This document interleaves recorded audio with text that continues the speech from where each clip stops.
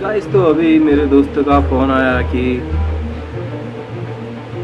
सूरज से पृथ्वी और पृथ्वी से चंद्रमा ऐसे कहाँ पृथ्वी से सूरज बना की बात कर रहा है। तो अभी इससे पहले मैंने एक वीडियो अपलोड किया था जिसमें मैंने कहा था पृथ्वी से ही सूरज है और पृथ्वी से सूरज की उत्पत्ति भी है, ना कि सूरज से पृथ्वी की उत्पत्ति। तो एकदम से मूर्खों वाली बात हो गई।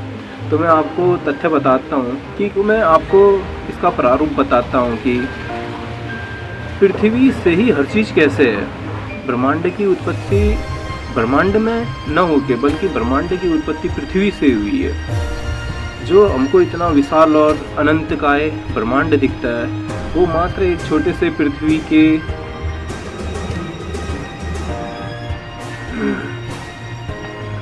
के पिंड से हुआ है।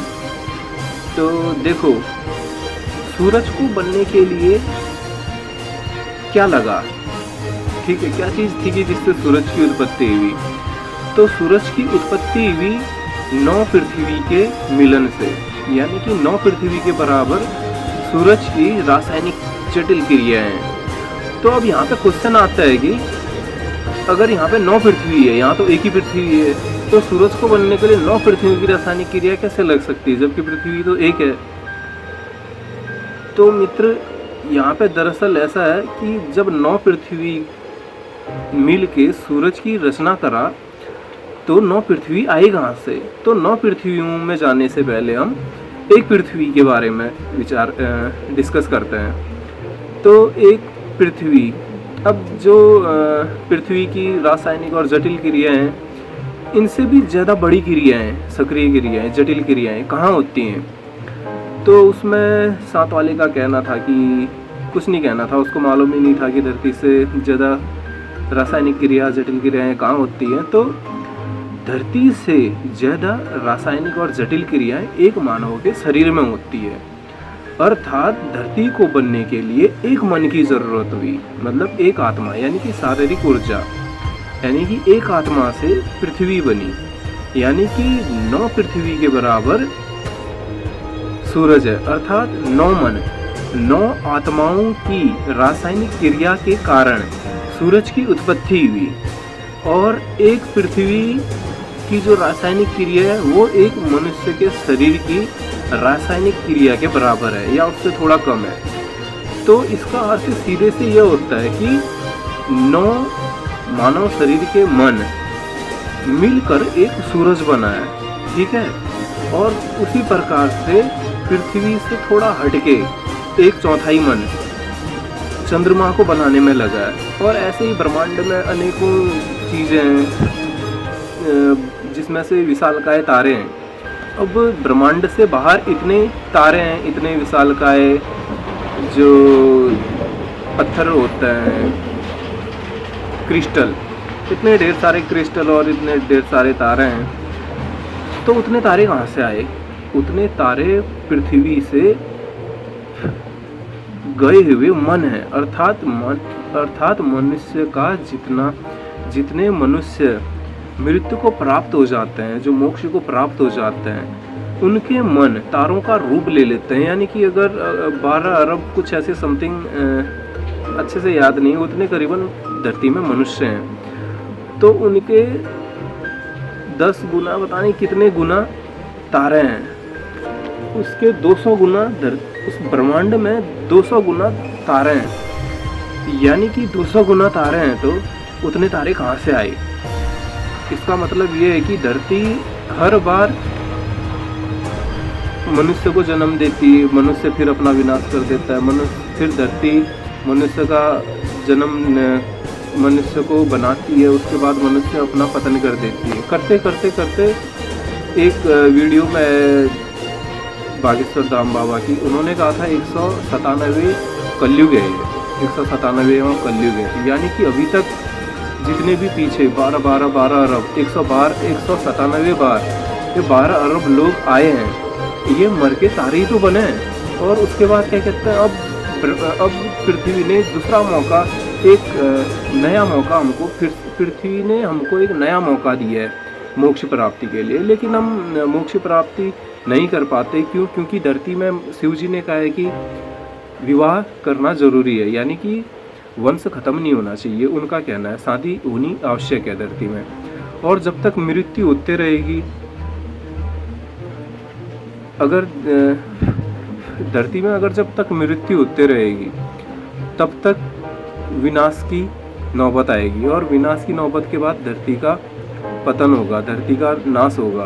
धरती का नाश नहीं, मानव का नाश होगा, मानव खत्म हो जाएगा। धरती तो रिसाइकिल भी नहीं, रिसाइकिल दोबारा खुद को हरी भरी कर देगी और दोबारा मनुष्य को भी जन्म दे देगी।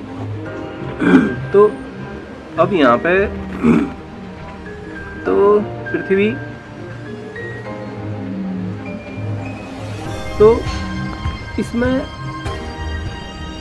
और दूसरी और नई बात कि धरती में एक नॉलेज चारों ओर घूम रहा है कि कालचक्र। तो कालचक्र एक ऐसी चीज है जहाँ से हम अपने मूल निवास स्थान नारायण के पास जाने में सक्षम हो सकते हैं। और हम अगर चले जाते हैं तो जितने भी ब्रह्मांड में तारे वगैरह सब हैं, सब नारायण के पास चले जाएंगे, तो सब कुछ नारायण के पास चले जाएगा, अर्थात हम अपने वास्तविक रूप में वापस चले जाएंगे। तो कालचक्र में वापस जाने का तरीका क्या है, तो मैं आपको बताऊंगा कालचक्र में वापस जाने का तरीका क्या है। लेकिन मेन बात यही है कि पृथ्वी एक ब्रह्मांड का छोटा हिस्सा है, तो ऐसा नहीं है। ब्रह्मांड पृथ्वी का एक छोटा सा हिस्सा है। पृथ्वी ने श्रिंक कहते हैं, नैरो श्रिंक, जो भी मतलब सिकुड़ गई है। तो वो एक सिकुड़ा हुआ एक ग्रह है पृथ्वी, जिसमें ढेर सारे मन रहते हैं, और 9 मन, यानी कि एक मनुष्य में एक मन है, तो 9 मनुष्य की ऊर्जा से सूरज बना है। तो यहाँ पे साबित हो जाता है कि सूरज पृथ्वी से इस प्रकार से बना। और कहीं पे मैं देख रहा था कि सूर्य में जाने के लिए शरीर की आवश्यकता नहीं होती, तो मन की आवश्यकता होती है, अर्थात मन जा सकता है सूरज पे अगर मन जा सकता है तो मन रासायनिक क्रियाएं कर सकता है, क्यों नहीं कर सकता। जब अंतरिक्ष में 9 मन आपस में जटिल क्रियाएं करते हैं तो सूर्य का निर्माण हुआ। और हर चीज़ का अनुपात अलग अलग है, ये नहीं कि धरती कितने मन से है, सूरज कितने मन से है, चंद्रमा, ब्रह्मांड, अलग अलग चीज़, हर एक चीज़ का अनुपात है धरती में, ये ब्रह्मांड में, कि इतने मन से सूरज बना, इतने मन से चंद्रमा बना, इतने मन से ये बुध ग्रह बना, इतने मन से पृथ्वी बना, और एक मन से पृथ्वी बनी है, बस हो गया। यानी कि एक मनुष्य के मन से पृथ्वी बनी है, अर्थात हम उसका शिव जी भी कहते हैं। तो कुछ ऐसा ही है। तो भ्रम में ना पड़िएगा कि सूरज से पृथ्वी की उत्पत्ति हुई या और चीज़ों से इनकी उत्पत्ति हुई। पृथ्वी से ही सबकी उत्पत्ति हुई है, एवरीथिंग, पूरे ब्रह्मांड में, चाहे वो कोई सा भी ग्रह हो, चाहे वो कोई सा भी तारा हो। तो और इतने मनों को, और ब्रह्मांड में इतनी ढेर सारी चीज़ें मात्र 197 बार, जो 12 अरब लोग मृत्यु को प्राप्त हो चुके हैं, ये उनकी अवस्थाएं हैं। अब धीरे धीरे हमारी अवस्थाएं भी जा रही हैं, तो हम भी ऐसे ही कुछ अपना रूप धारण करेंगे बाद में। तो यही था एक छोटा सा मेरे दोस्त को लॉजिक, और आप भी समझिएगा और इस ज्ञान को बांटिएगा भी, क्योंकि ब्रह्मांड के बारे में विचार करना सबसे बड़ा तथ्य है, ऐसा लगता है मेरे को। और धरती का विनाश ऐसे नहीं होना चाहिए। धरती का विनाश अब ऐसे भी हो सकता है। 2 लॉजिक हैं, 2 लॉजिकों में से मैं एक लॉजिक आपको बताऊंगा बहुत तगड़ा, जो आजकल समाज में चारों ओर चल रहा है। तो ध्यान दीजिएगा मेरे शब्दों को, मेरे विचारों को। मैं बहुत ढेर सारी चीज़ें शब्दों से बयान नहीं कर पाता। मैं तो कभी कभी हिंदी में या अपनी पहाड़ी लैंग्वेज में ही अगले बंदे को नहीं समझा पाता, छोटी सी बात भी।